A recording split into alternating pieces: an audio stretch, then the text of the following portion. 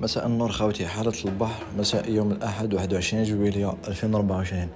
كما حكينا صباح الغرب يطيح مع العشية والبحر بزاف شباب. غدوة إن شاء الله الاثنين أو جاي الشرقي يوصل حتى ل20 كيلومتر في الساعة، شي حاجة كبيرة والله أعلم. وغدوة إن شاء الله نزيد ندير لكم فيديو مع صباح باش تشوفوا حالة البحر.